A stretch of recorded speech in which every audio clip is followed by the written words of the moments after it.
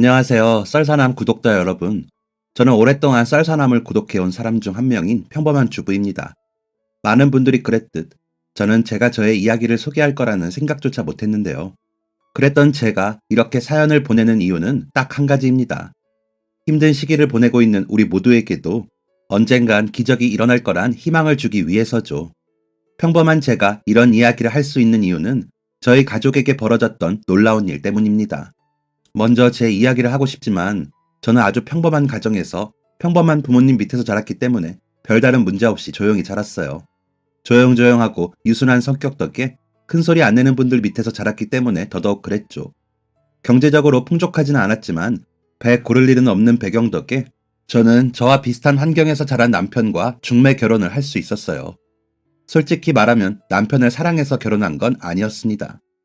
그저 나이가 찼기 때문에 다른 사람들도 이 나이가 되면 결혼을 했기 때문에 자연스럽게 결혼을 한 거였죠. 사랑 없는 결혼이었지만 저와 남편은 이런 생활에 불만은 없었습니다.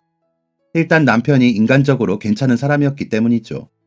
그도 그럴 게 남편은 열심히 일하는 사람이었고 무뚝뚝하면서도 착한 사람이었습니다. 저는 그런 남편에게 항상 고마워했습니다. 여자가 집안일을 모두 책임져야 한다는 사회적 분위기가 그 당시에도 있었지만 제 남편은 그렇게 말하지 않았어요. 당연하게 생각하지 않은 거죠. 남편은 단 한 번도 반찬 투정을 하지 않았습니다. 그리고 숟가락을 놓을 때면 항상 잘 먹었다라는 말을 잊지 않았죠. 제 결혼 생활은 부모님과 닮아 있었습니다. 그저 잔잔하게 흘러가는 그런 결혼 생활이었죠. 그런데 그런 평화로운 결혼 생활에서 딱 한 가지 문제가 있었습니다. 바로 시댁이었어요. 이 사연을 들으시는 많은 분들이 공감할 문제였죠. 처음엔 시댁에 가는 것이 즐거웠습니다. 부모님 외에 다른 어른들이 저를 예뻐해 주신다는 건 행복한 일이었죠. 특히 시부모님은 무뚝뚝한 성격의 남편과 달리 다정한 말도 할 줄 아시는 분들이었기 때문에 더 좋았나 봅니다. 새아가, 그 반찬이 입에 맞니? 그러면 가는 길에 싸줄까? 시어머니는 늘 웃는 얼굴로 저를 반겨주셨고 반찬 하나라도 더 챙겨주시려고 하는 분이었어요. 며느리 손 상한다며 시댁에서는 손에 물도 못 묻히게 하셨죠. 물론 그때 그 시절을 사셨던 분이셨기 때문에 가끔은 잔소리를 하기도 하셨습니다. 지난번에 우리 아들이 입고 온 셔츠 말이다. 카라 부분이 좀 구겨졌던데 그런 건 미리미리 다려두는 게 어떻겠니? 사실 이런 말은 잔소리도 아니죠. 전업주부인 제가 당연히 해야 하는 일이었으니까요. 제가 말하는 잔소리는 이런 거였습니다. 남편이 생일 선물이라고 사준 스카프를 하고 시댁에 간 날이었어요. 남편과 시부모님, 제가 함께 모여서 과일을 먹고 있는데 시어머니가 저를 데리고 부엌으로 가셨습니다. 과일을 더 내오려고 하시는 건가 생각하고 있는데 어머니가 부엌 구석에서 속삭이듯 말씀하셨어요. 얘, 너 오늘 하고 온 스카프 못 보던 건데 네가 산 거니? 시어머니의 표정과 목소리는 평소와 다를 게 없었기 때문에 저는 조금 들뜬 목소리로 대답했습니다. 어머님이 보시기에도 예쁜가 봐요. 말이 채 끝나기도 전에 시어머니는 제 말을 가로채셨어요. 이번엔 살짝 차가운 표정과 목소리였습니다. 내가 물어본 건 네가 샀는지 안 샀는지란다. 처음 들어보는 시어머니의 차가운 목소리에 기죽은 저는 당황한 목소리로 대답했습니다. 제가 산 건 아니고요. 남편이 생일 선물 겸 결혼기념일 선물이라고 사다 준 거예요. 남편이 사다 줬다고 말씀드리자 시어머니의 표정은 살짝 풀어졌지만 그렇다고 평소의 표정으로 말씀하시지는 않았습니다. 우리 아들이 사다 줬다고? 네. 우리 애가 그럴 리가 없는데. 혹시 네가 사달라고 졸랐니? 저는 그동안 결혼 후에는 한 번도 느끼지 못했던 이질감을 느꼈습니다. 아, 아니요. 제가 사달라고 한 적은 없어요. 그냥 퇴근하는 길에 선물이라면서 가져온 게 다인걸요. 그제야 시어머니는 약간의 한숨을 쉬었습니다. 안도의 한숨이었죠. 그래, 그랬겠지. 아니, 그래야지. 우리 아들이 얼마나 열심히 일해서 번 돈인데 네가 뭐라고 이거 사달라 저거 사달라 하겠니? 앞으로도 그러렴. 항상 남편에게 감사하고 돈도 절약하고 여자가 좋은 옷 입고 다니면 좋은 말 못 듣는다. 남편은 좋은 옷 입혀도 아내는 수수하게 입어야 하는 법이다. 무슨 말 하는지 잘 알지? 제 눈을 뚫어지게 쳐다보는 어머니 앞에서 저는 고개를 숙인 채 기어가는 목소리로 대답할 수밖에 없었습니다. 네, 어머님. 그래, 부엌으로 온 김에 간식거리 좀 내가자. 어머님은 평소와 다를 것 없는 목소리와 표정으로 말씀하셨지만 제 마음은 예전과 같지 않았어요. 시어머니는 시어머니일 뿐이구나 라는 생각이 머리를 가득 채웠죠. 그리고 알았습니다. 저를 딸처럼 아껴주신다던 시어머니는 애초에 없었습니다. 저의 시어머니는 대부분의 시어머니와 별로 다를 게 없는 본인 아들을 끔찍히 챙기는 보통의 어머니였습니다. 그리고 며느리를 진짜 딸이라고 생각하지도 않으셨습니다. 저를 딸처럼 대해주셨던 이유는 제가 남편의 아내이고 제가 시댁을 편하게 생각해야 남편과 제가 더 자주 시댁을 찾을 거라는 걸 아셨기 때문이었죠. 그 사실을 더욱 명확하게 깨달았던 것은 결혼 후 2년 만에 맞는 명절이었습니다. 시댁은 아침부터 바빴습니다. 시댁이 장손이었기 때문에 더욱 그랬죠. 친정도 제사를 지내기는 했지만 시댁의 제사는 정말 상상을 초월했습니다. 상다리가 부러진다는 말을 눈과 온몸으로 경험했어요. 시댁에서 퍼지는 기름 냄새는 온 거리를 뒤덮을 정도였습니다. 시댁 앞을 지나가는 사람들이 한 번씩 이 집 오늘 제사하나 보네 라고 말할 만큼 대단했어요. 음식은 음식대로 힘들었고 저는 시댁 어른들에게 일일이 인사드리며 어른들의 충고와 조언을 들어야 했습니다. 네가 잘해야 정식이가 잘 되는 거다. 명심하고 아내 노릇에 최선을 다해야 해. 여자란 말이다. 자고로 몸가짐을 조신히 하고 목소리가 작아야 한다. 아가는 목소리가 작아 보이기는 하지만 여자가 나이가 들면 목소리가 커지기 마련이야. 그러지 않기 위해서 항상 이 말을 명심하고 노력하거라. 그래, 우리 때만 해도 그런 여자들 소박 맞고 쫓겨나는 일이 비일비재했지. 시댁 어른들은 아내로서 지켜야 할 일, 시부모님을 모시는 올바른 방법에 대한 이야기를 끊임없이 늘어놓으셨습니다. 자리를 박차고 일어나고 싶은 마음에 남편 쪽을 흘끗흘끗 보기도 했지만 남편도 자기 나름대로 힘든 시간을 보내고 있더라고요. 결혼하고 제대로 맞는 명절이라며 친척 어른들이 주시는 술을 주시는 족족 받아먹고 있었습니다. 하하, 우리 성식이가 말이야 장가도 가고 어떻게 마누라가 밥은 잘 해주더냐?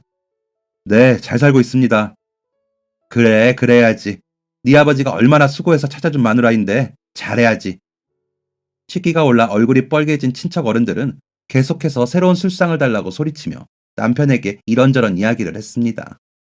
저는 저대로, 남편은 남편대로 친척 어른들에게 둘러싸여 조언 아닌 조언을 듣고 있는데 남편이나 저나 똑같이 듣는 이야기가 있었습니다. 바로 아이 이야기였죠. 그래서 애는 언제 가질 예정이냐? 결혼하자마자 가지면 좋은데 1년 정도야 괜찮지. 이제 결혼한 지 2년이나 됐으니 슬슬 아이를 봐야지. 아이는 언젠간 가질 생각이었지만 이렇게 노골적으로 자녀 계획을 물으시니 조금 민망하기도 하더라고요. 남편도 비슷한 것 같았습니다. 저와 남편은 자녀 계획에 대해 구체적으로 이야기를 나눈 적이 없었습니다. 그저 자연스럽게 생길 거라고 생각했던 거죠. 그렇게 조금은 민망했던 시간을 보내고 나니 또 다른 문제가 저를 기다리고 있었습니다. 바로 음식이었어요. 기가 빨려 한숨을 쉬고 거실로 나왔는데 작은 어머님이 기다렸다는 듯이 제 팔을 붙잡고 끌고 가셨습니다. 너 와서 전 부쳐라. 집안 어른들과 며느리들이 둘러앉아 있는 작은 부엌은 발 디딜 틈도 없었습니다. 저는 구석으로 가서 조용히 뒤집개를 들었고 일손을 도왔습니다. 가끔 술상을 내오라는 소리가 들리면 가장 나이가 어린 채가 부랴부랴 술상을 준비해갔죠. 술과 안주가 떨어지면 불같이 화를 내는 분들도 계셨거든요. 술상을 조금 늦게 내어갔더니 술에 취해 술상을 엎어버리려고 하셔서 적잖이 놀랐습니다. 친정도 제사를 지내기는 했지만 이 정도로 거하게 제사를 치르지는 않았거든요. 간단한 음식으로 차례상을 차리고 음식을 나눠 먹고 돌아가는 게 전부였습니다. 그래서 이런 분위기에 적응하기 어려웠던 게 사실이에요. 첫 명절 때는 귀한 며느리가 들어왔다며 아무 일도 시키지 않으셨거든요. 그런데 그 호의는 첫 명절에서 끝이었습니다. 어쨌든 두 번째 명절은 그렇게 지나갔습니다. 어떤 이야기를 들었고 어떤 이야기를 했는지조차 기억이 안 날 정도로요. 다만 딱 하나 기억에 남는 말이 있었습니다. 바로 자녀 계획에 대한 것이었죠. 모든 어른들이 돌아가고 마지막으로 짐을 챙겨 나오려는데 시어머니가 저를 데리고 부엌 구석으로 가셨습니다. 무슨 말씀을 하시려나 싶어 침을 꿀꺽 삼키고 잠자코 있는데 시어머니의 입에서 그 얘기가 나오고 말았습니다. 안 그래도 내가 말하려고 했는데 알아서 얘기가 나오더구나. 너 아이는 빨리 가질수록 좋은 거 알지? 여자 몸이 조금이라도 연할 때 아이를 가져야 건강한 아이가 나오는 거야. 어딘가 묘한 생각이 들었지만 아이는 당연히 가져야 한다고 생각했기 때문에 잠자코 고개를 끄덕였습니다. 그리고 혹시나 딸을 낳으면 바로 아들을 낳아야 하잖니? 그러면 최대한 빨리 애를 가져야 해. 첫애가 아들이면 좋겠지만 그게 아니면 아들을 낳을 때까지 애를 낳아야 하니까. 그거 생각하면 빨리 임신부터 해라. 알겠지? 제 손을 꼭 잡은 시어머니의 손에는 힘이 들어가 있었고 저는 그날 임신이라는 큰 과제를 부여받았습니다. 그때부터 저희 부부에게 임신은 가장 어려운 숙제가 되었어요. 남들은 둘셋씩 잘만 낳던데 저희 부부에게는 임신이 가장 어려운 일이었습니다. 1년, 2년이 지나가자 시부모님의 초조함은 나날이 커져갔습니다. 얼굴을 볼 때마다 임신 소식은 없냐며 닥달하셨죠. 시댁에 가는 게 두려워졌습니다. 아이를 낳지 못한다는 사실만으로 저는 죄인이 되었어요. 도대체 왜 애가 안 생긴다니? 정말로 이해가 안 된다는 표정으로 말씀하시는 시부모님의 얼굴을 보면 그럴 수밖에 없었죠. 노력은 하고 있는데 좀처럼 아이가 생기지 않네요. 죄송합니다. 시어머니는 정말 이해가 안 된다는 표정으로 의아하게 물으셨습니다. 너 어디 문제 있는 건 아니지? 괜히 울컥했어요. 화가 나서 울컥한 게 아니라 속상한 마음에 울컥한 거였죠. 아이가 생기지 않는 것 때문에 속상한 사람은 누구보다 저일 텐데 어디 문제 있는 건 아니냐는 말을 듣자마자 눈물이 날 것 같았습니다. 하지만 시어머니는 굴하지 않고 계속해서 질문을 쏟아내셨습니다. 어디 하자 있는 건 아닌지 병원 가서 진료 좀 받아봐라. 마치 물건을 평가하는 듯한 말이었습니다. 대체 내가 여기서 무슨 평가를 받고 있는 건지, 뭘 위해서 아이를 가지려고 노력하는 건지 온갖 생각이 스쳐 지나갔습니다. 지금까지 아이 이야기는 시어머니의 몫이었는데 그날은 평소와 다르게 시아버지도 한 말씀 얹으셨어요. 집에서 살림하는 것만이 아내의 도리가 아니다. 건강한 아들을 낳아주는 것도 아내의 도리다. 몸과 마음을 깨끗하게 하고 남편에게 잘하면 아이는 저절로 생기는 거니까 그렇게 알고 내년까지는 건강한 아들을 낳아와. 그때 저는 내가 왜 아이를 가지기 위해 이런 노력을 하고 있는가? 라는 물음에 대한 답을 얻을 수 있었습니다. 직업도 없이, 특출난 재능도 없이 할 줄 아는 건 집안일뿐인 저는 남편 외에 의지할 곳이 없었어요. 아이를 낳지 못했다고 이 집안에서 쫓겨난다면 갈 곳이 없었죠. 그렇게 현실을 직시함과 동시에 억울한 마음도 들었습니다. 지금이라도 곧장 시아버님에게 따지듯이 말하고 싶었어요. 아이 낳는 게 마음대로 되는 건가요? 아무리 노력해도 아이가 들어서지 않는데 저더러 도대체 뭘 어쩌라는 말씀이세요? 제가 무슨 아이 낳는 기계인가요? 마음만 먹으면 애를 숨풍숨풍 낳게? 저도 그럴 수 있으면 그러고 싶어요. 그런데 안 되는데 제가 무슨 수로 애를 낳아요? 속은 들끓고 있었지만 단 한마디도 할 수 없었습니다. 앞서 말했듯이 저는 남편 외에 의지할 구석이 없었습니다. 착잡한 마음으로 집으로 돌아갔고 저는 아이를 가지기 위해 숱한 노력을 했습니다. 병원도 다녔어요. 좋다는 병원을 수소문해서 찾아다녔지만 저에게 문제가 있다고 말하는 병원은 단 한 곳도 없었습니다. 그래서 저는 남편에게 검사를 권했고 남편도 저의 제안에 응했습니다. 아마 남편도 아이가 생기지 않는 것에 스트레스를 받고 있었겠죠. 저는 솔직히 말해서 나한테 문제가 있는 게 아니면 남편한테 문제가 있는 거야. 남편한테 문제가 있는 거면 아이를 못 갖는 게 내 탓이 아닌 게 되니까 시부모님의 잔소리에서 벗어날 수 있겠지? 라는 치사하고 나쁜 생각도 했습니다. 남편에게 미안한 생각이었죠.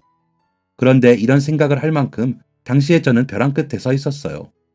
남편에게 몹쓸 생각을 하고 나서는 남편한테 문제가 있으면 그걸 해결하면 돼. 그걸 해결하면 아이가 생길 거야. 라는 희망을 품기도 했습니다. 그런데 하늘도 무심하시죠. 검사 결과 남편에게 문제가 있다고 말하는 곳은 단 한 군데도 없었습니다. 무뚝뚝한 남편은 별다른 반응을 하지 않았지만 그래도 오래 살았다고 남편의 표정이 미묘하게 변했다는 사실을 알 수 있었습니다. 남편은 자기 나름대로 슬픈 표정을 하고 있었어요. 마지막이라고 생각하고 갔던 병원에서도 별다른 문제가 없다고 하자 하늘이 노래졌습니다. 땅이 꺼지는 것 같았어요. 왜 나한테 이런 어려움이 찾아온 건지. 내가 대체 뭘 잘못했다고 남들은 쉽게 갖는 아이도 한 명 못 갖는 건지. 차라리 어디가 안 좋은 거라면 이해라도 하겠는데 아무 문제가 없다면서 왜 아이가 생기지 않는 건지 하늘이 원망스럽더라고요. 그리고 이 사실을 전해들은 시부모님의 반응을 생각하자 심장이 터질 듯이 뛰었습니다. 제 심장 소리가 귀에 들릴 듯이 심장은 콩콩거렸고 손은 벌벌 떨렸습니다. 남편이 제 손을 붙잡고 진정시켜주려고 했지만 저는 도무지 진정을 할 수가 없었습니다. 남편에게 이 소식을 전해들은 시부모님은 펄쩍 뛰시며 모든 원인을 저에게 돌리셨습니다.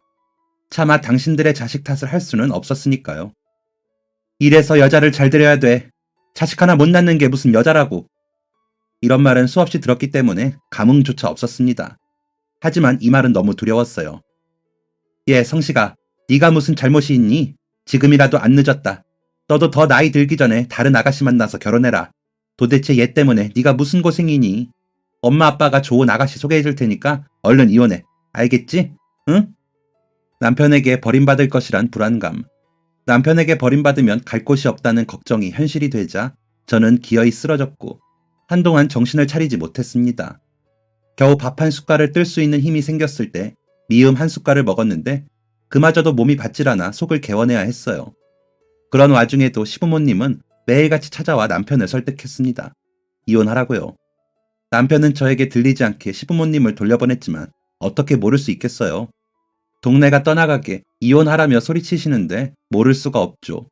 이렇게 죽는구나. 자식 한 명 못 낳았다고 이렇게 죽는구나. 사람이 이렇게도 죽을 수 있구나. 라고 생각하며 모든 것을 포기하려고 했던 그때 남편이 제 옆으로 와서 말했습니다. 그만하자. 죽을 듯이 힘든 와중에도 눈물은 나더군요. 저는 남편의 말에 그래, 그러자. 이혼해줄게. 라고 대답했습니다. 그런데 남편은 눈을 커다랗게 뜨며 놀란 목소리로 말했어요. 그게 무슨 말이야? 아이 갖는 걸 포기하자고 한 거야. 저야말로 깜짝 놀랐습니다. 아이를 포기하자니 이게 무슨 말이냐고 물었죠. 결혼하고 7년 동안 이 문제로 고생했어. 나나 당신이나. 아니, 당신이 더 고생했지. 저는 남편의 말을 한 번에 이해하지 못했습니다. 지금 그게 무슨 말이야, 당신. 아이를 포기하자니. 이 얘기를 어머님이랑 아버님이 아시면 어떻게 되겠어. 나 정말 소박 맞고 쫓겨날지도 몰라. 나중에 듣게 된 남편의 말에 따르면 저는 몸을 사시나무처럼 떨며 덜덜 떨리는 목소리로 남편의 옷을 찢어질 듯 붙잡고 있었다고 합니다. 공포에 떨고 있었던 것이죠. 7년 동안 시부모님에게 받았던 핍박, 아이를 갖지 못한다면 버림받을 거란 생각을 가지고 있었기 때문이에요. 그랬기 때문에 아이를 갖지 말자는 남편의 말은 제게 이혼하자라는 말로밖에 안 들렸습니다. 남편은 제가 어떤 생각을 하고 있는지 다 알고 있다는 얼굴로 제 손을 토닥였고 진작에 이렇게 말하지 못해서 미안해. 이렇게까지 해서 아이가 생긴다면 우리가 행복할까? 라고 생각했어. 그냥 아이가 자연스럽게 찾아올 때까지 기다리자. 라고 말해주었습니다. 남편은 시부모님에게 최소한의 자식돌이만 하겠다고 선언했고 이 말을 듣자 시부모님은 펄쩍 뛰셨지만 하나밖에 없는 아들의 결정에 감히 아무 말도 하지 못하셨습니다. 그런 모습을 보니 헛웃음이 나더라고요. 내 앞에서는 폭언과 무시를 일삼던 분들이 앞으로 보지 않겠다라는 무시무시한 아들의 말에는 꼼짝도 못하시는 게요. 한두 달 정도 시부모님은 정말 아무 연락도 안 하셨습니다. 덕분에 저는 일상을 되찾을 수 있었고 심리적으로도 어느 정도 안정이 된 상태였죠. 그런데 남편이 회사에 간 지 얼마 안 되었을 때 누군가가 집 문을 부술듯이 두드렸습니다. 남편도 없는 상태에서 정체를 모르는 사람이 문을 두드리니 너무 무섭더라고요. 어쩔 줄을 모르고 있는 순간 밖에서 고함 소리가 들렸습니다. 지금 뭐 하는 짓입니까? 그 목소리를 듣는 순간 떨리는 손이 멈췄어요. 고함친 목소리는 친정아버지였습니다. 집 앞에서 문을 두드리는 사람들은 아니나 다를까 시부모님이었죠. 친정 부모님은 제가 결혼 생활 동안 어떤 일을 겪었는지 자세히 들은 후 미안한 마음에 어쩔 줄 모르셨어요. 그때 당시 대부분의 어른들이 그랬듯 제 부모님도 출가 외인이라는 생각을 하셨거든요. 저도 그런 부모님의 영향을 받았던 터라 시집을 갔으면 잘 사는 모습을 보여주어야 한다는 의무감이 있었던 것 같습니다. 그래서 가끔 친정집에 가면 별일 없냐는 부모님의 말에 억지로 웃고는 했어요. 친정 부모님은 그러려니 하셨죠. 남편과도 사이가 좋고 제가 별말 안 했으니 당연한 일이었습니다. 하지만 남편이 친정 부모님을 찾아가 그동안의 일을 전하고 사죄의 말을 했을 때 제 어머니는 눈물을 흘리셨고 아버지는 깊게 한숨을 내쉬셨습니다. 우리는 그런 줄도 모르고 너한테 손주 얘기나 하고. 사실 친정 부모님도 임신에 대한 압박을 안 주신 건 아니었거든요. 그 뒤로 저희 부부는 친정에 가는 경우가 잦아졌습니다. 남편의 선택이었어요. 그동안 시댁에 가느라 친정을 거의 못 가다시피 했거든요. 부모님과 남편과 시간을 보내다 보니 심리적으로 위축되어 있던 제 마음도 많이 풀어졌습니다. 그런데 그때 시부모님이 나타난 거였어요. 다행히 친정 부모님이 오시는 날이었으니 망정이지 아무도 오지 않았더라면 시부모님이 문을 부쉈거나 제가 기절했거나 둘 중에 하나가 벌어졌을 것입니다. 집안에서 떨리는 마음으로 있는데 밖에서 옥신각신하는 소리가 들렸습니다. 여기가 어디라고 옵니까? 내가 내 아들 집에 오는데 허락받아야 됩니까? 남의 집 귀한 딸 데려가서 그 고생을 시켜놓고 뻔뻔하게 오기는 어디 와요? 당장 나가세요. 부모님의 호통에도 시부모님은 돌아갈 생각이 없어 보였습니다. 자식 교육도 똑바로 못 시킨 인간들이 그래도 부모라고 꼴에 참견하는 것 봐. 나는 내 아들 집 온 거니까 당신들이나 나가. 시부모님들의 말은 점점 선을 넘고 있었죠. 그쪽 아들 집이기도 하지만 우리 딸이 사는 집이기도 합니다. 웃기지도 않는 소리 하고 있네. 나가서 돈 한 푼 안 벌어오고 집에서 탱자탱자 놀고 있는 게 어딜 감히 우리 아들 집에 숟가락을 올려. 애미애비가 이런 시기니 자식이 똑바로 할 리가 있나. 저는 더 이상 가만히 듣고만 있을 수 없었어요. 저의 부모님이 그런 모욕을 듣고 있는 게 끔찍하게 싫었거든요. 물론 시부모님의 목소리만 들어도 가슴이 철렁했고 얼굴조차 제대로 마주할 수 없었지만 저는 문을 열며 바로 소리쳤습니다. 이 집 제 부모님이 해주신 거예요. 집에 가만히 있던 제가 갑자기 튀어나오며 소리까지 지르니 정적이 흘렀습니다. 아버지는 얼굴을 쓸어내리고 있었고 시부모님은 황당한 얼굴로 저와 아버지의 얼굴을 번갈아가며 쳐다보셨어요. 그게 무슨... 이 집은 분명히 우리 아들이 해왔다고 했는데... 시어머니에게 그렇게 말씀드린 건 사실이었습니다. 하지만 시어머니에게 그렇게 말한 데는 다 이유가 있었습니다. 결혼 후 얼마 동안 시어머니는 저에게 친절하셨지만 얼마 뒤부터 본색을 드러내셨습니다. 제가 익히 알고 있었던 시어머니의 모습이었죠. 시어머니가 본색을 드러내셨다고 말하는 데는 이유가 있습니다. 결혼 전 중매로 시어머니를 처음 뵀을 때 시어머니는 저를 볼 때마다 저를 묘하게 깎아내리셨습니다. 너는 사치가 너무 심해 보이는구나. 만날 때마다 옷이 바뀌는 걸 보면 집에서 살림만 할 여자한테 그렇게 많은 옷이 필요하겠니? 라고 하셔서 수수하게 입고 나가면 곧바로 말을 바꾸셨습니다. 아무리 집에서 살림만 할 여자라도 그렇지 집에 있는 마누라가 꾸밀 줄도 알아야 남자가 딴짓을 안 하는 거야. 제가 이런 말을 들으면서도 가만히 있었던 이유는 시어머니가 친절한 목소리로 정말 걱정돼서 충고하는 듯 말씀하셨기 때문이었죠. 갓 20살이 넘은 저는 사람 보는 눈도 없었고 무엇이 잘못된 것인지도 알 수 없었습니다. 그래서 세상 물정 모르고 어른들 말에 토시 한 번 못 달았던 저는 시어머니의 말을 고분고분하게 들을 수밖에 없었습니다. 시어머니가 왜 그런 말씀을 하시는지 이해가 안 된 상태에서 그런 이야기를 듣고 있는데 시어머니가 그런 말도 안 되는 말을 하시는 이유를 아주 우연히 알게 되었습니다. 시아버님에게 말씀하신 걸 듣게 된 거였죠.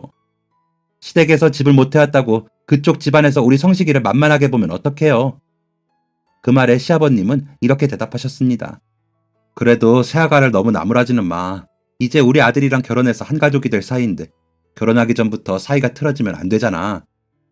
왜 그 말이 너무나 인간적으로 들렸는지 모르겠어요. 지금 와서 보니 이런 바보가 또 어디 있겠냐는 생각이 절로 듭니다. 그래서 제가 선택한 건 부모님이 해주신 집을 남편이 해준 집이라고 속이는 거였어요. 시부모님의 도움 필요 없이 남편이 그동안 부모님 몰래 모아둔 돈이 있어서 그걸 장만하게 되었다고 말하는 거였죠. 물론 상황이 이렇게 흘러가고 있다는 걸 부모님도 알고 계셨어요. 남편은 이해해 주시는 부모님께 감사하며 해주신 신혼집을 갚고 그 집을 자기가 산 집으로 바꾸겠다고 다짐했습니다. 이런 사실을 숨기고 시어머니에게 집에 대한 이야기를 꺼내자 시어머니는 낯을 바꾸셨어요. 우리 성식이가 돈을 모아둔 게 있다고? 너는 왜 그런 걸 엄마한테 숨기고 그러니?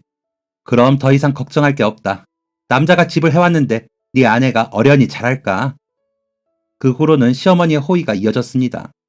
가끔 우리 아들이 산 집을 얘기하며 제 자존감을 깎아내리기도 하시면서요. 그럴 때면 사실 이 집 제 부모님이 장만해 주신 거예요. 라는 말이 목구멍을 간질거렸지만 참는 것밖에 할 수 없었습니다.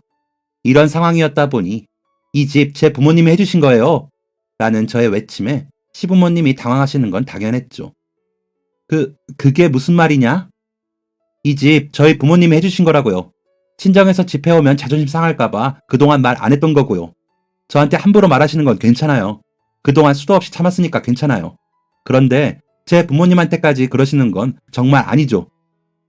시부모님의 눈도 쳐다보지 못하고 땅을 쳐다보며 말했던 것 같네요. 시부모님이 충격에 휘청거리자 부모님은 이만 돌아가세요. 라고 말한 뒤 저를 진정시키셨습니다. 부모님 앞에서 엉엉 울었던 것 같아요. 너무 죄송스럽더라고요. 시집가서 잘 사는 모습만 보여드려도 모자랄 판에 이런 모습을 보여드리고 부모님이 듣지 않아도 될 모욕을 들으셨으니까요. 이 모든 사실을 전해들은 남편은 한 번도 보지 못한 얼굴로 불같이 화를 내며 시댁으로 향했습니다. 그곳에서 무슨 일이 있었는지는 모르겠지만 시부모님은 더 이상 저를 찾아오지 않으셨습니다. 아직도 남편은 어떤 일이 있었는지 말하지 않고 있어요. 그저 적당한 금액의 용돈만 보내드릴 뿐이죠. 시댁의 간섭이 끊기고 2해가 지나니 저는 완전히 안정을 찾았고 간단한 아르바이트 자리를 구해서 오전엔 일을 하러 나갔습니다. 밖에 나가서 사람들도 만나고 일도 하고 제 손으로 돈을 벌다 보니 떨어졌던 자존감도 올라가고 남편과도 행복한 결혼 생활을 할 수 있었습니다. 그런데 딱 한 가지 아쉬운 게 있었어요. 바로 아이였죠. 예전에는 시댁의 닭달로 쫓기듯 아이를 가지려고 했는데 마음이 안정되니 엄마 아빠의 손을 잡고 아장아장 걸어다니는 아이들이 눈에 들어오기 시작했습니다. 자식의 재롱을 보며 한박 웃음을 짓는 부부의 모습이 너무나 행복해 보였어요. 남편도 제 마음을 알았기 때문에 아이를 가지기 위해 무던히 노력했지만 아이는 저희 부부에게 찾아오지 않았습니다. 그렇게 포기하고 있던 중에 아주 우연히 위탁아동이라는 제도가 있다는 걸 알게 되었습니다. 위탁아동에 대해 알아보고 남편과 이야기를 나누고 관련 기관에서 여러 가지 교육을 받은 후 저희 부부는 부모에게 버려져 고아원에 있던 한 아이를 소개받을 수 있었습니다. 이야기를 들어보니 아이는 2살 때 병원에서 버려졌다고 해요. 아이의 엄마가 병원에서 아이를 낳고 도망간 것이었죠.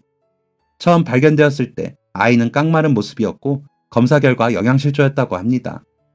아이가 이런 곳에 있다는 건 분명 누군가 데려다 놓은 걸 텐데 아이를 이렇게 만든 장본인을 도저히 찾을 수 없자 병원은 아이에게 해줄 수 있는 조치를 해준 뒤 근처에 있는 시설로 아이를 맡겼다고 합니다. 그 아이는 시설에 맡겨진 지 1년 만에 저희 부부와 만나게 된 것이었죠. 어린아이를 대하는 것에 능숙하지 못했던 저는 두렵고 떨리는 마음으로 아이에게 향했습니다.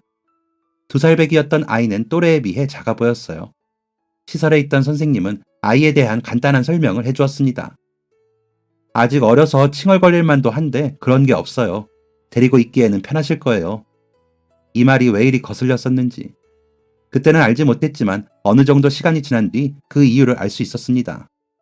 아이가 말이 없었던 이유는 너무나 짧았던 2년이라는 시간이 끔찍했기 때문이었겠죠. 이런 사실을 알면서도 아이가 얌전해서 데리고 있기에 편하다고 말하다니. 입양을 염두에 두고 위탁을 시작한 저는 그 말을 듣자 그 아이를 데려오겠다는 마음이 더욱 단단해졌습니다. 아이를 집으로 데려온 날, 저와 남편은 서로의 눈을 한참 동안 바라보았습니다. 말을 하지 않아도 알 수 있었어요. 그때부터 저희 부부는 입양을 생각하고 있었나 봅니다. 작은 아이를 키운다는 건 여간 힘든 일이 아니었습니다. 애들은 풀어놓으면 알아서 큰다는 어른들의 말은 하나도 맞는 게 없었어요. 영민이는 제대로 먹어야 하는 시기에 영양을 공급받지 못했기 때문에 다른 아이들보다 더더욱 영양에 신경을 써야 했습니다. 저희가 먹을 밥과 영민이가 먹을 밥을 짓고 영민이를 씻기고 잠자리를 봐주고 한 번도 해보지 않은 일들이 휘몰아치는데 저희 부부는 이런 생활에 적응하기 위해 한동안 애를 썼습니다. 영민이가 자라는 것을 지켜보는 건 생각했던 것보다 더더욱 행복한 일이었어요. 그렇게 영민이의 나이가 4살이 되었을 때 영민이 부모의 친권이 박탈되었다는 소식이 들렸습니다. 이런 상황에서 입양을 미룰 이유는 없었어요. 저와 남편은 영민이의 위탁 부모에서 진짜 부모가 되었습니다. 비록 제 몸으로 낳은 아이는 아니었지만 저는 누구보다 영민이를 사랑했습니다. 뻔한 이야기지만 영민이는 마음으로 낳은 자식이었거든요. 물론 문제가 없었던 건 아니었습니다. 영민이를 입양하고 처음 겪은 문제는 바로 시부모님의 방해였어요. 용돈만 보내드리고 생일 때는 남편만 찾아가서 간단하게 식사하는 게 전부였는데 어떻게 아셨는지 모르는 번호로 전화를 거시더라고요.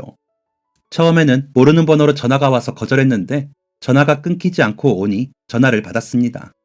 수화기 너머로 익숙한 목소리가 들렸습니다. 너는 네가 애를 못 가지는 몸이라고 남의 씨를 집안에 들여? 시어머니는 제가 아무 반응 없이 조용하자 기가 죽었다고 생각하실 것 같았어요. 너 어디냐? 집이지? 지금 당장 찾아갈 테니까 싹싹 빌고 그 애는 다시 갖다 버려. 어딜 감히 이 시집안에 다른 씨를 들이냐고. 시어머니가 간과하신 게 있었습니다. 저는 더 이상 세상 물정 모르던 20대가 아니었고 한 아이의 어머니였어요. 내 자식이 이런 모욕을 받는데 가만히 있을 엄마가 어디 있을까요? 사람이 너무 화가 나면 오히려 머리가 식고 논리적으로 변하더라고요. 어머님도 이씨 집안 씨 아니잖아요? 다른 씨 받아 태어나 놓고 이씨 집안 그러시는데 진짜 이씨 집안 씨로 태어난 제 남편도 동의한 일이에요. 용돈 가져다주는 아들한테는 한마디도 못하면서 저한테 큰소리 내시는 거 남편이 알면 어떻게 될까요? 용돈도 못 받고 아들 얼굴도 못 보게 되는 게 싫으시면 다시는 제 아들한테 그런 소리 하지 마세요. 사과는 바라지도 않겠습니다. 더 이상 연락하지 마세요. 처음으로 시어머니에게 하고 싶은 말을 다 했는데 마음이 그렇게 후련하진 않았습니다. 가끔 불안한 생각이 들기도 했어요. 시부모님이 영민이에게 해코지 할까봐요. 하지만 그런 일은 일어나지 않았고 영민이는 건강한 아이로 자랄 수 있었습니다. 그런데 얼마 되지 않아 급하게 연락이 왔습니다. 바로 10개월 된 아이를 돌봐달라는 연락이었죠. 처음에는 거절했습니다. 4살배기 아이가 있는 상황에서 다른 아이를 돌보는 건 여간 쉬운 일이 아니었으니까요. 특히 영민이는 부모의 손길이 더욱 필요한 아이였기 때문에 다른 아이를 데려오면 영민이에게 시간을 쏟기가 어려울 게 뻔했습니다. 하지만 시설 관계자는 끊임없이 저를 설득했습니다. 아이가 10개월밖에 안 돼서 어딜 갈 수도 없고 누가 돌봐줘야 하는 상황이에요. 다른 가정에도 연락을 해봤는데 자격이 안 되거나 아이가 여럿인 경우가 많았어요. 영민이 어머님이 아니면 이 아이는 갈 곳이 없어집니다. 아이를 돌봐줄 곳이 정해질 때까지만이라도 아이를 돌봐주실 수 없을까요? 그 이야기를 들었어도 거절하는 게 맞았습니다. 저는 영민이의 엄마고 내 자식이 누구보다 소중한 건 자연스러운 거니까요. 그런데 왜인지 가슴 한편이 불편했습니다. 거절하는 말로 전화를 끊고 난 뒤에도 10개월 아이가 자꾸만 생각났어요. 남편과 상의를 하는 도중에도 그 아이가 눈앞에 아른거렸습니다. 그래서 저도 모르게 한숨을 쉬었나 봐요. 어느새 저보다 저를 더 잘 알게 된 남편은 이렇게 말했습니다. 지금 바로 아이를 데려와야 하는 거지? 저는 깜짝 놀라 남편에게 다시 물었습니다. 그게 무슨 말이야? 지금 안 데려오면 당신 계속 한숨만 쉴 것 같아. 우리가 계속 데리고 있지는 못하더라도 아이를 돌봐줄 곳이 생길 때까지는 우리가 돌봐주자. 절대 안 된다며 시설 관계자의 전화를 끊었는데 아이를 데려오겠다니. 조금 멋쩍은 상황이었지만 관계자에게 전화를 걸었습니다. 아이를 데려가겠다고 말하자 아이를 만나게 될 날이 정해졌고 남편과 영민이와 함께 약속 장소로 향했습니다. 가자마자 아이를 보았는데 품에서 곤히 자고 있는 모습을 보자마자 눈물이 왈칵 쏟아졌어요. 이 작은 아이가 대체 왜 병원 앞에 버려져 있었는지 너무나 안타까웠죠. 그 아이는 영민이와 똑같은 방식으로 버려졌다고 합니다. 병원 관계자에게 이야기를 들어보니 이런 경우가 흔하지는 않지만 종종 있다고 했어요. 아이를 낳고 잠적해버리거나 아빠가 아이를 검사시키려고 왔다가 사라지는 등 말이죠. 집으로 돌아온 뒤 저와 남편은 심각한 고민을 하게 되었어요. 저 자그마한 10개월짜리 아이를 어떻게 돌봐야 하는지 전혀 몰랐거든요. 다음날 남편은 서점에서 육아서적이란 육아서적은 죄다 쓸어왔고 저희는 아이를 돌보지 않는 시간이면 시간을 내어 영민이와 호영이에게 딱 맞는 육아 방법을 찾았습니다. 그런데 이렇게 공부해도 이론과 실전은 다르더라고요. 막상 아이가 울고 예상하지 못한 행동을 하면 저희 부부는 당황해서 어쩔 줄 몰랐고 당황하게 되면 책에서 본 이론은 전혀 떠오르지 않았습니다.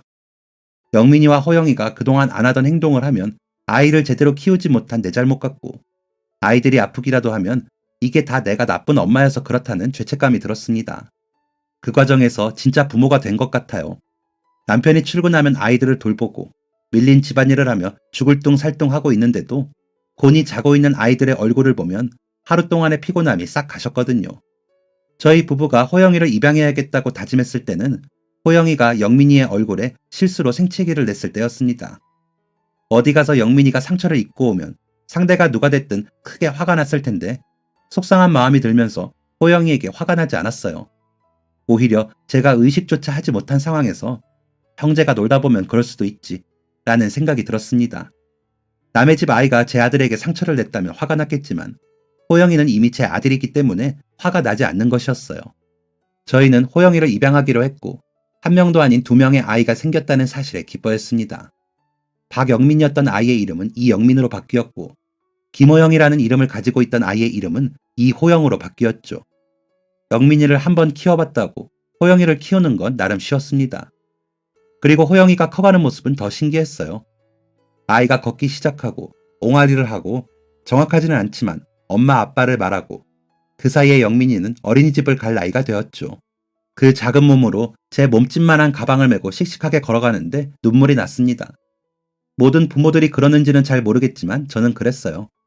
그런데 영민이가 어린이집을 가기 시작한 나이가 되자 어딘가 이상함을 감지하기 시작했습니다. 그건 바로 영민이와 호영이의 얼굴이 너무 비슷했던 것이었어요.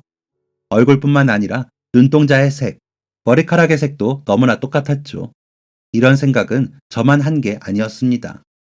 하루는 남편이 아이들을 재우고 조심히 다가와 이렇게 말했어요. 영민이랑 호영이. 저는 남편의 말이 끝나기도 전에 대답했습니다. 닮았지? 당신도 그렇게 느끼고 있었어? 애들이 어렸을 때는 잘 몰랐는데 요즘은 정말 닮은 것 같아. 아무리 그래도 이렇게까지 닮을 수가 있나? 남편은 곰곰이 생각하다가 쉽게 믿을 수 없는 말을 꺼냈습니다. 내가 과하게 생각하는 것일 수도 있는데 영민이랑 호영이가 형제인 게 아닐까? 흥미로운 이야기였지만 쉽게 믿을 수 있는 이야기는 아니었습니다. 당신이 너무 깊게 생각했나 봐. 아무리 애들이 같은 방법으로 병원에 맡겨졌다고 해도 이건 말이 안 되지. 하긴 병원에서도 영민이랑 호영이 같은 애들이 없는 건 아니라고 했으니까. 이렇게 그 이야기는 마무리되는 듯 했습니다. 그런데 이 얘기를 한번 하고 나니까 어쩔 수 없이 신경이 쓰이더라고요. 아이들이 재채기를 해도 닮은 것 같고 똑같은 자리에 난 점도 이 아이들이 형제이기 때문이라는 생각이 들었어요. 이렇게 신경 쓰이는 상황이 계속되다 보니 저와 남편은 아이들의 친모를 찾아서 유전자 검사를 해보기로 결심했습니다. 무엇보다 혹시나 있을지 모르는 친모를 찾아 아이들이 크면 언젠가 보여주고 싶었어요. 물론 아이들이 원한다면요. 친모를 찾는 과정은 쉽지 않았습니다. 병원에 얼마 있지도 않았던 사람을, 그것도 6년 전에 사라진 사람의 흔적이 있을 리 만무했죠. 그런 상황에서 할 수 있는 건 단 한 가지였습니다. 발로 뛰는 것. 저희에게 있는 증거는 친모의 이름과 생년월일, 그리고 살고 있던 지역이었어요. 이름과 생년월일은 병원에서 신분증으로 확인했기 때문에 잘못된 증거일 리는 없었지만 살고 있는 지역은 사실인지 아닌지 모르는 상황이었습니다. 저희 부부는 단 2가지의 증거만 가지고 친모를 찾기 시작했어요. 살고 있는 지역이 사실이라는 가정하에 그 지역부터 조사하기 시작했죠. 전단지를 만들고 지나가는 사람들에게 묻고 지역에 있는 초등학교에 가서 이름과 생년월일이 같은 사람을 찾았습니다.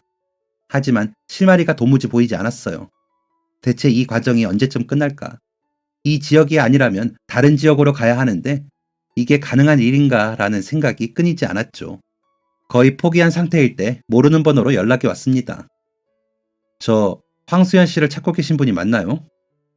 처음 받는 연락에 뛸 듯이 기뻤지만 조심히 대답했습니다. 네, 맞습니다. 혹시 말씀해 주실 게 있는 건가요?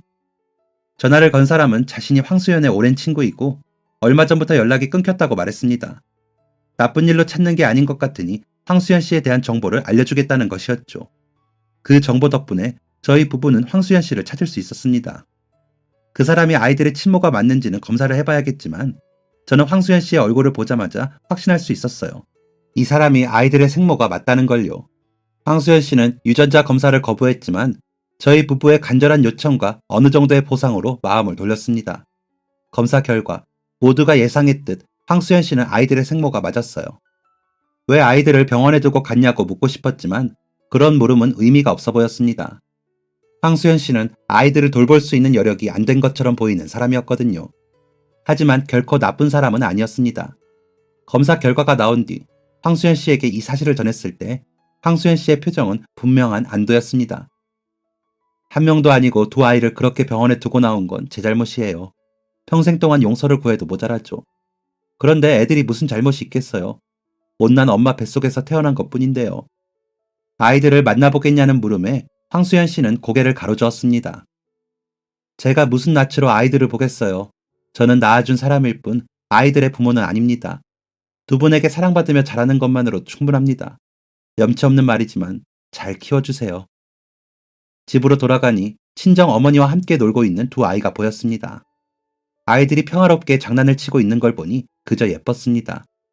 친부모에게 버림받았다든지 안타까운 아이들이라는 생각은 진작에 사라진 지 오래였습니다. 저희 부부는 아이들 덕분에 행복했고 아이들과 저희 부모는 온전한 가족이었으니까요.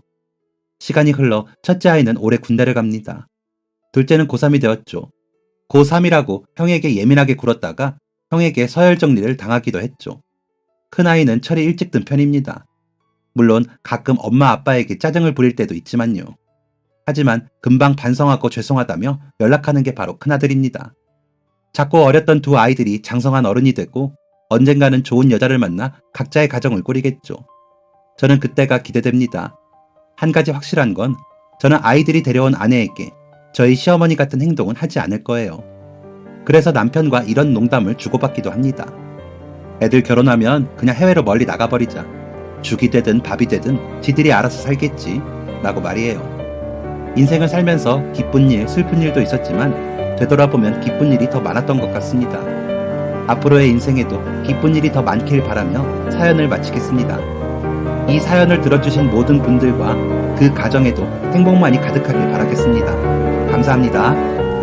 지금까지 사연 들어주셔서 감사합니다. 사연이 재밌으셨다면 구독과 좋아요를 눌러주세요. 감사합니다. 안녕히 계세요.